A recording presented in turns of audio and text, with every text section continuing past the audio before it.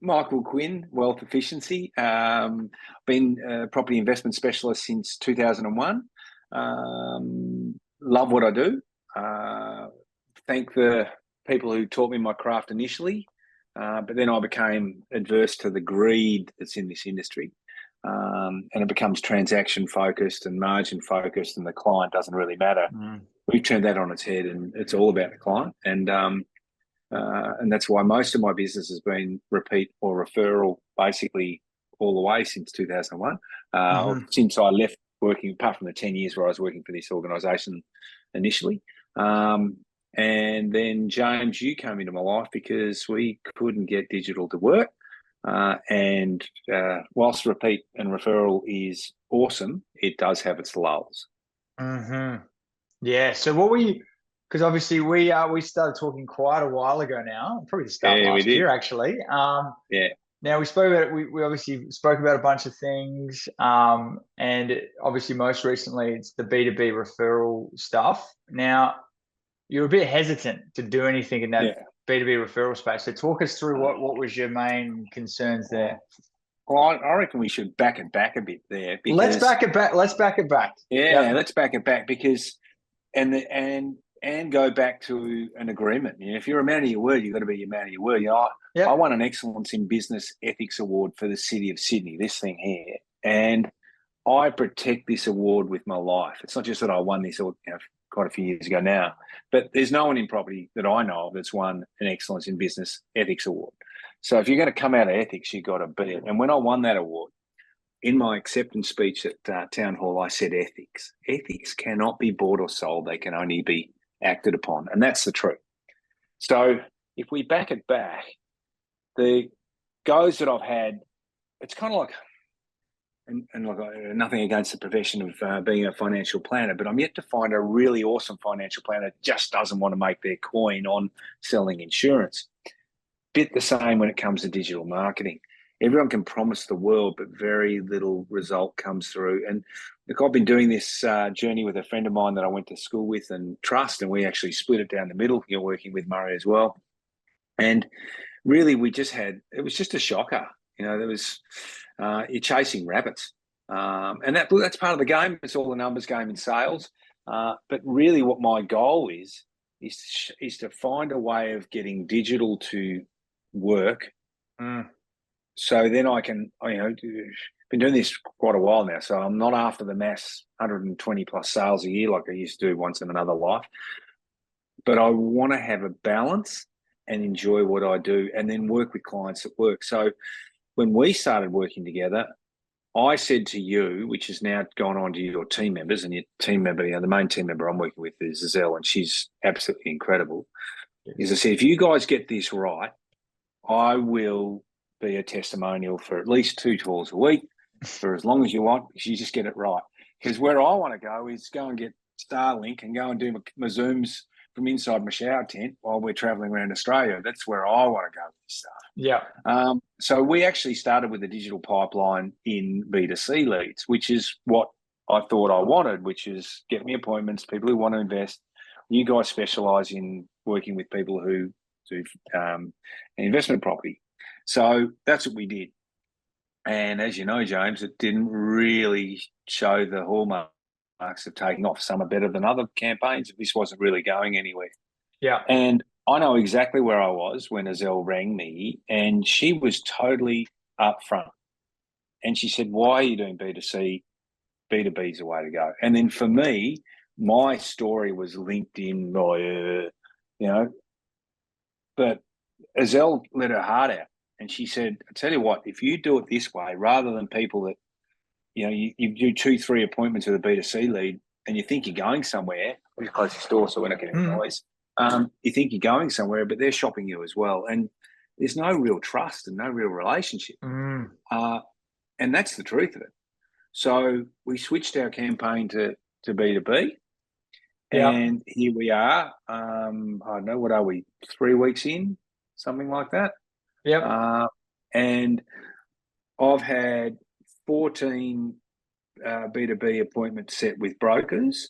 And out of those, there's really 3, possibly 4 that have gold in them. I'll just turn this off because someone's ringing me. It's a client. Mm-hmm. Stand by a sec. I'll hang up on a client for you, James. And then of that, one popped up the other day, and we just connected. And next minute, we're talking about different things that we connect. And what really connected was just being straight up and down.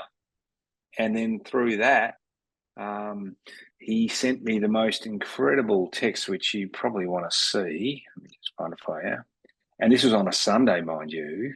Mm-hmm. And he sent me this. And this tells the story. Was, here we go. It'll be just here.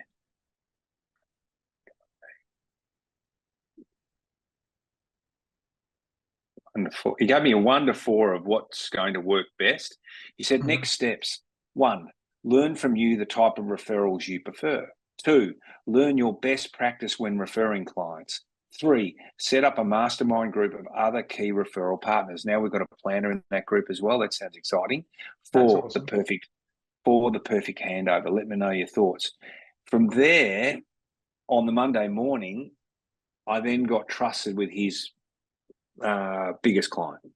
And then in came another 3. Now there's 5 clients that I'm talking with that are actual clients of this broker. In return, I've given him 3 loans.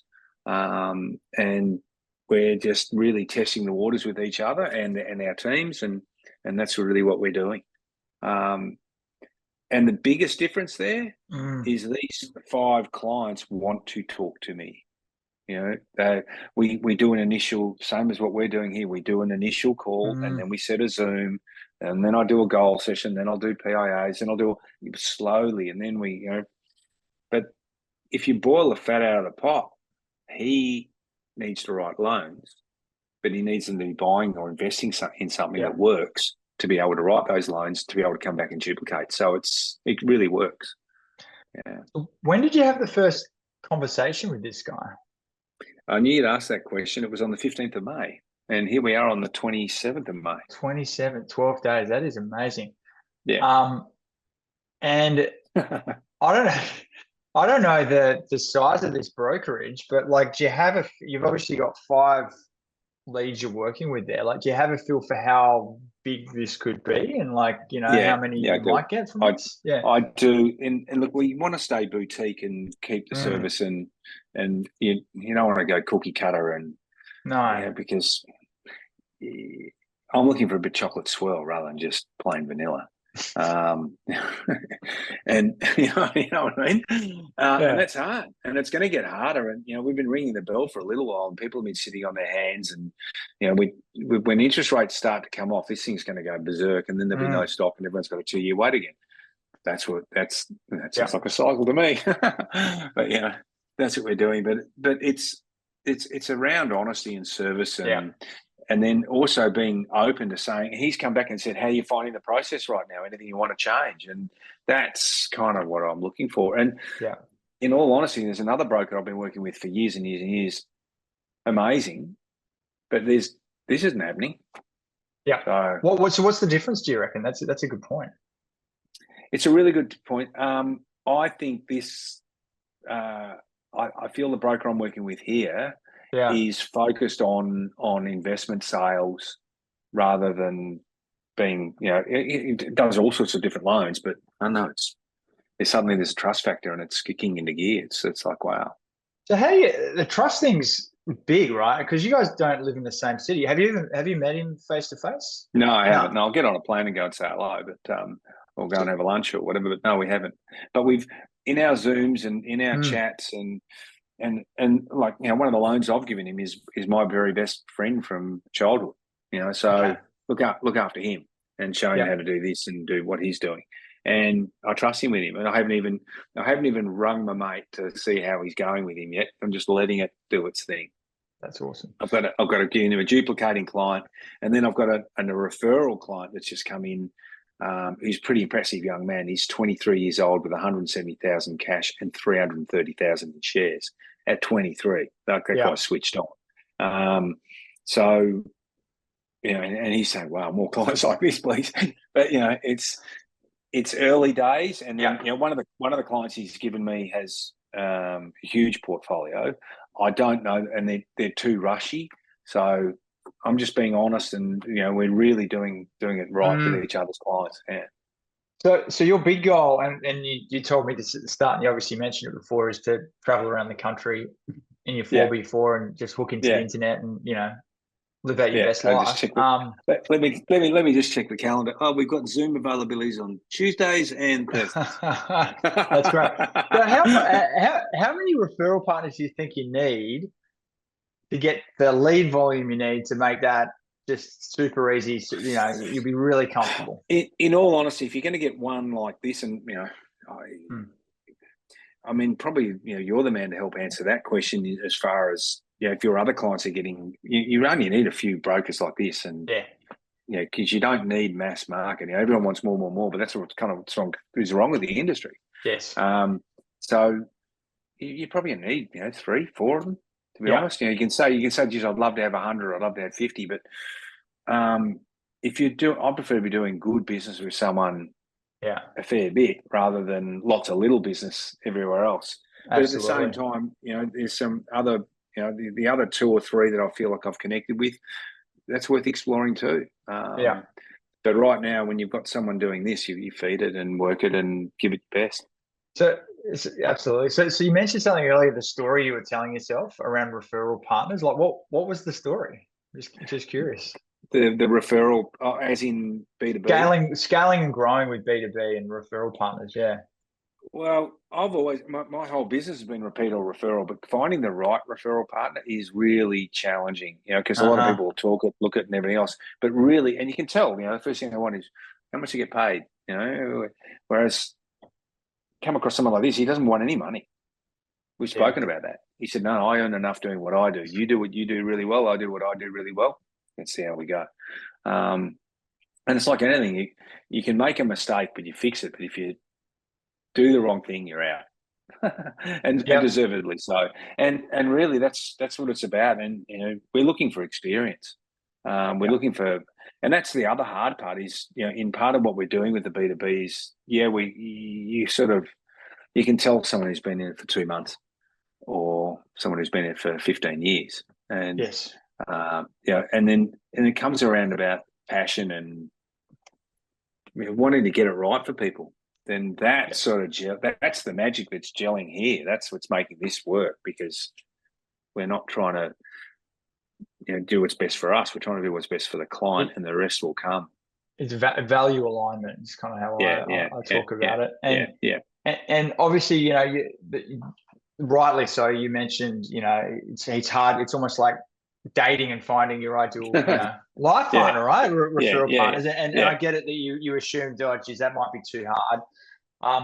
I guess in terms of, because this is a bit different, doing referral partner generation. It's not something most people have ever done or considered doing. I guess for you now, having experienced the system from the other side, is there anything we're doing that's kind of surprised you? You're like, oh, that's kind of cool, or that's different than what I actually expected, and I like it. Or if I look at one of the brokers that I spoke to, she's very, very successful, really successful. And she said that her LinkedIn is huge, and so everyone markets her, and she's very cautious on what she reacts to or responds to. And so you've become me on LinkedIn. Yes. So and to be honest, we, in our setup of all of this, I tried not to change a whole lot, because I want to, you guys, that's what you guys do. So let's let you bake the cake. And somehow your messaging she responded to, so you got that right. And I believe that will be my number 2 key broker in this B2B world. I can tell her experience and what she's about and everything else. So I feel like my next client that pops up, I'll send to her and start that relationship that way. And that's really the key here. It's kind of like I want to say The Alchemist. You go searching for gold and it's right under your nose. It's a great little book. But and there's a good book called The Go Giver. Go Givers. I don't know if you ever read it. No, I haven't read that one. But go give us, if you give to receive rather than give to take. And that's really the challenge here. I mean, it's not that it's lay down, far from it. Yeah. But you're giving me the opportunity to talk in a business forum to business people that, when you set up the appointment and you you send the reminder and they get it 5 minutes and everything else, and then I ring through, they take the call, and we're sitting there, and you've then got a chance not to pitch. I'd say you've got a chance to connect and see if you connect. And if you don't connect, that's okay. Like my book, I've got to send my book. This is going to this guy. Look at that address. That's his address in South Korea. Wow. But what I loved about this guy is he's running his brokerage from South Korea, and all of his clients are coming out of Sydney. Yeah. That's really, that's like the Hilux sitting out, and I'm in WA. So I love that. So what are you doing on those first calls? I love that it's all about connecting and finding common ground and value alignment and all that. But what else is happening on that first call? And it's funny because I'm a notes person. So here's my notes from these. I've got a couple of Zooms to send out to these guys. So you can see there's more notes out of that call than there is out of this call. But then I sit there and I listen to them, and then I'm a big believer the right story will find you. And if you study the disc profile, all those sorts of things, I'm a high off the chart. So I've got to watch my stories, especially if you're with an analytical. But if I pick that I've got an analytical, I'm going to give you some detail, some juicy detail. And here's a client, had a budget of $700,000. We had a tax issue. This is what it came in at. This is what we made them. Or when I started doing this, we were selling house and land packages for $190,000, $210,000. Now we're 800. 750, 650 is getting hard. So I'm connecting with them and telling, and the way I connected with this person here, this guy that sent me these 5 clients, was I picked up on he rides a motorbike. So motorbike stories started popping out. Just stories that connect. And that's the juice. And then on the other side, I might tell a story of how we nurtured and looked after clients that went through 22 clients that had the builder go broke in the last 2 years. That was horrific. But we got them all, 100% of them in Queensland, we got them all of their 5% bill deposit back. And we've had to fight the QBC to do so, because it wasn't the client's fault that the builder hadn't paid the homeowner's warranty. From a mortgage broker hearing that story, they say, hang on, there's something good here. Who does that? And then who monitors the whole build? Who interviews the property manager with the client to make sure the numbers are real? And suddenly, and then I say to them, well, tell me, do you run multiple vals? Or it's not just about interest rate, it's about structure. Tell me about, oh, tell me about the structure you like. So then we're connecting, and we're interviewing each other, to be honest. Because we're all busy. Yeah. But then if you're really looking for it, we're looking for someone you can trust that I can give a client to, and they're going to be looked after. And because really it's a reflection on me, and I'm a reflection on them. So that's the juice here. The other thing I think that's important to cover, James, is I'm letting them know that if you don't tell any whoppers, you haven't got to remember anything. You haven't got to take notes. So I told them this story, I told them that, because that's bull. That's not like, if you just tell them the truth, the right story comes up, but it's always the same fact because it's the truth. So I'm telling them, hey, the majority of my business is repeat or referral. But by its design, when it goes quiet, you can scream, I'm ready for a referral, please. No, they can't do that. So when I spoke to Azelle and you, and I turn around and say, guys, if you get this right, I will, because I appreciate that everyone wants to talk to someone, make it safe for me. I went through all of that fear because I didn't want to go and blow. You're looking down the barrel of just burning money doing this thing. So I respect that fear. I respect the questioning of it. We'll ring the bell when we when we got the first contract signed. But it's going the right way. Here we are, 2-3 weeks in, and it's like, hang on, this is sounding like it could work. Okay, for sure. All right, last question. I love all that. It's good insights into what you're doing on your call as well, because clearly you're doing something really good. So yeah, I love that. Just the other quick one before you give me a last question. The other thing I do on the call is I say, well, I'm going to send you an invite for our Zoom. I'm going to attach my corporate profile. Give them my web address. You can talk to any of my clients if you want. Give them some of that. That's the. Do you do that before the first call, or before the second one? No. I do that. No. On the first call, when I send the Zoom, I send the corporate profile, and then I've got a little blurb, and I just say, hey, not long, not a book, but just a few lines, and just say, hey, if you want to talk to any clients, just ask. Love that. Yeah, just warming them up. Cool. And last question. People who are sitting there on the fence, this is a bit weird, B2B referral partners, I don't know whether this is for me. Any pieces of advice for those sort of people? Well, I don't know how many you can take, but I would go for it, because if you get the result that I'm getting, and it's like what you did, and I've got to say, I think myself and my colleague were pretty tough clients for you to get on board with the digital pipeline. You had plenty of patience. You're a man of your word. And then I'm watching passion in your team to get this right. Yeah. And you've either got it in your business or you haven't. So I don't think that the digital pipeline, you and your team are out to just fleece people, take their money. Sorry, it didn't work. I'm watching true. And when Azelle rang me that day, I heard her heart on the phone. Let me get this right for you. Yeah. Let me get this right. And so much so that when we started to get some traction, I rang her and razzed her, like put on the sad voice. And she thought, oh, no, it's a bad call. But it was a great call because, so it's all fun. So I would say to anyone who's looking at this, definitely put your foot in the water and give it a whirl. And, go for it. Yeah. Thank you, Michael. Mate, really appreciate all those words, and can't wait to ring that bell soon. Yeah, lots. A lot. Thank you, mate. Legend. Cheers. See ya. Bye-bye.